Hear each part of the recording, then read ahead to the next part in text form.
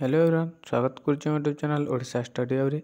तो पे गत क्लास में देखी +3 second semester history honours core paper 3 unit 1। तो यूनिट 1 1 मार्क विशिष्ट बछा बछा सिलेक्शन क्वेश्चन मैंने आलोचना करथिला। तो आज आम 2 मार्क बा 3 मार्क विषय किसी आलोचना करवा बुझेगा सिलेक्शन क्वेश्चन मैंने जहाँ तुम एग्जाम पे बहुत लाभदायक हम। तो देखो आम चैनल को जो मैंने नुआ आसुँच चैनल को गोटे सब्सक्राइब गोटे लाइक कमेंट निश्चित भाव कर।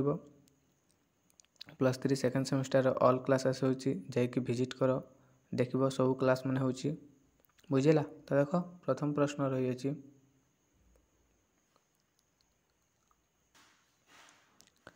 ख्रीष्टपूर्व 6ठ शताब्दी उत्तर भारतर भौतिक जीवन विषय संक्षेप लेख। तो देख ख्रीष्टपूर्व 6ठ शताब्दी उत्तर भारतर भौतिक जीवन विषय ब्राह्मण शास्त्र पालीशास्त्र पाणिनि व्याकरण तथा प्रत्नतात्विक उपादान को आधार कर सविशेष तथ्य मिलता है। यही समय उत्तरांचल कृष्ण चिक्कण पात्र युग आरंभ होता। तो यही समय उत्तरांचल कृष्ण चिक्कण पात्र युग आरंभ होता। समयक्रमे भारतर प्रथम थर निमंते धातु निर्मित मुद्रार प्रचलन आरंभ होता। मध्य गांगेय उपत्यकार कृषिभित्तिक नगरर उद्भव घटू द्वितीय नगर सभ्यता प्रतिष्ठित हो पारिथिला। लौह उपकरण गुड़ी को लोक मैंने शिल्प एवं कृषि कार्य व्यवहृत करने आरंभ करथिले बुझेगा। तो ख्रीष्टपूर्व 6ठ शताब्दी उत्तर भारतर भौतिक जीवन विषय लिखला। यहाँ देख उत्तर भारतर भौतिक जीवन विषय ब्राह्मण शास्त्र पालीशास्त्र पाणिनि व्याकरण तथा प्रत्नतात्विक उपादान को आधार कर सविशेष तथ्य मिलता है बुझेगा। तो नेक्स्ट रही देख ख्रीष्टपूर्व 6ठ शताब्दी भारतीय नगर मान प्रकारभेद वर्णना कर। ख्रीष्टपूर्व 6ठ शताब्दी विकसित भारतीय द्वितीय पर्याय नगर सभ्यतार वर्णना ब्राह्मण साहित्य बौद्ध और जैन ग्रंथ दृष्टिगोचर होता है। तो देखो ख्रीष्टपूर्व 6ठ शताब्दी विकसित भारतीय द्वितीय पर्याय नगर सभ्यतार वर्णना ब्राह्मण साहित्य बौद्ध और जैन ग्रंथ दृष्टिगोचर होता है। प्राचीन भारतीय साहित्य मानक नगर गुड़ी को साधारणतः पुर दुर्ग निगम और नगर इत्यादि शब्द वर्णना कराई। तो देखो प्राचीन भारतीय साहित्य मानक नगर गुड़ी को नगर मानक साधारणतः पुर दुर्ग निगम और नगर इत्यादि शब्द वर्णना कराई। राजा एवं तांकर पारिषद वर्ग निमंते निर्मित बासगृह पुर नाम परिचित थिला। तो राजा एवं तांकर पारिषद वर्ग निमंते निर्मित बासगृह जो बासगृह रही है पुर नाम परिचित थिला।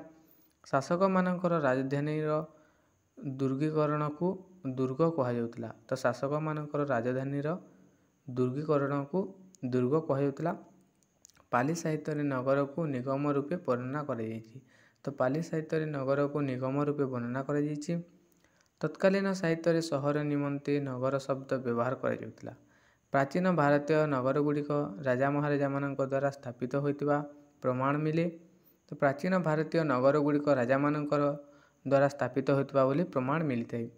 उदाहरण हस्तिनापुर इंद्रप्रस्थ श्रावस्ती एवं कौशाम्बी इत्यादि यहाँ हूँ उदाहरण। नेक्स्ट प्राक मौर्य कृषि विस्तृति संक्षेप लेख। तो प्राग मौर्य युगर अर्थनीति कृषिभित्तिक थिला।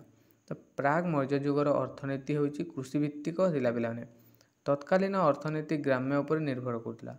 तो तत्कालीन अर्थनीति ग्राम्य उपर निर्भर करता। ग्रामर चतुर्पार्श्व कंटा बाड़ द्वारा चिन्हित होता कृषि उपयोगी क्षेत्र बा ग्राम क्षेत्र थिला। तो ग्रामर चतुर्पार्श्व ग्रामर चारिपार्श्व कंटार बाड़ दि जाता चिन्हित होता कृषि उपयोगी क्षेत्र बा ग्राम क्षेत्र थिला। तो क्षेत्र मन रही सामूहिक समवाय जनसचेतन निमंते प्रत्येक जमी मध्य नाल बा सियार कटा जाई व्यक्ति विशेष को जमी को परस्पर ठारू अलग करा। तो नाल काटी समस्त जमी को परस्पर ठारू अलग करा। ग्राम्य अर्थनीति कृषकंकर स्वतत्वाधिकारभुक्त थिला। कृषि क्षेत्र में कृषक और तार परिवार वर्ग कार्य करते।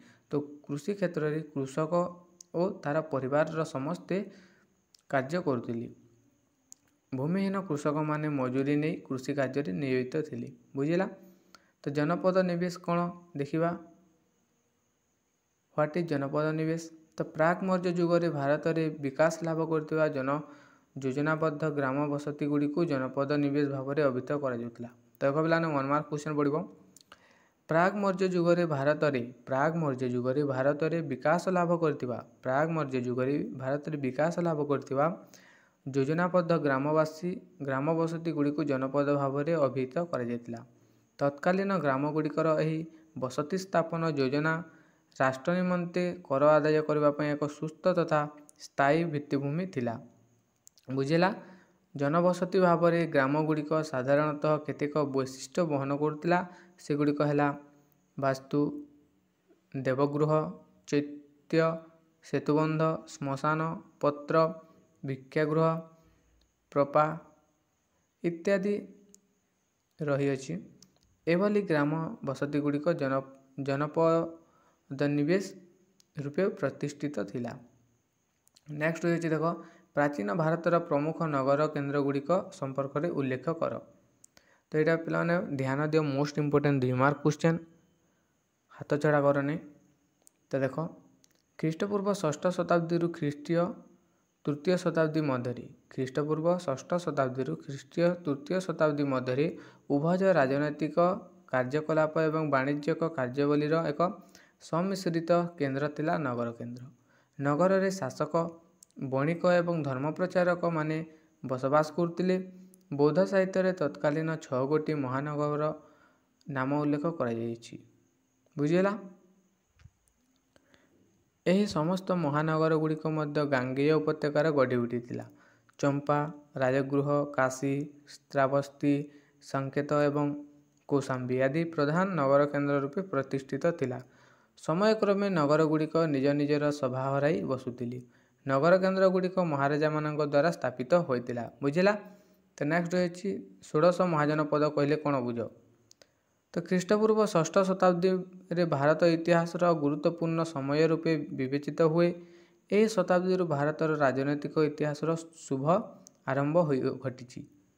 ମହାଜନପଦର ସାହିତ୍ୟିକ ଅର୍ଥ ହେଉଛି ବଡ଼ ରାଜ୍ୟ। ମହାଜନପଦର ସାହିତ୍ୟିକ ଅର୍ଥ ହେଉଛି ବଡ଼ ରାଜ୍ୟ। ବୌଦ୍ଧ ଗ୍ରନ୍ଥ ଅଙ୍ଗୁରର ନିୟାୟକର ବର୍ଣ୍ଣନା ଅନୁଯାୟୀ କାବୁଲ ଉପତ୍ୟକାରୁ ଦକ୍ଷିଣ ଭାରତର ଗୋଦାବରୀ ନଦୀ ପର୍ଯ୍ୟନ୍ତ ବିସ୍ତୃତ ଅଞ୍ଚଳ 16ଟି କ୍ଷୁଦ୍ର ଓ ବୃହତ୍ ଜନପଦ ବା ରାଜ୍ୟରେ ଶାସିତ ହେଉଥିଲା। ଏମାନଙ୍କ ସାମରିକ ଶକ୍ତି ଖୁବ୍ ଅଧିକ ଥିଲା ଏବଂ ପରସ୍ପର ମଧ୍ୟରେ ଯୁଦ୍ଧରେ ଲିପ୍ତ ରହି ସୀମାବଦ୍ଧନ କରୁଥିଲେ। ବୁଝିଲା? ତ ଏଇଟା ଥିଲା +3 second semester history honours core paper 3ର ୟୁନିଟ୍ 1ରୁ 2 ମାର୍କ ବିଶିଷ୍ଟ କେତୋଟି ପ୍ରଶ୍ନ। ତ ନେକ୍ସଟ କ୍ଲାସରେ ଆଉ ଆମେ କେତୋଟି ପ୍ରଶ୍ନ ଆଲୋଚନା କରିବା। ବହୁତ ଶୀଘ୍ର ଆସୁଛି ସେ ଭିଡ଼ିଓ ବି। ବୁଝିଲା?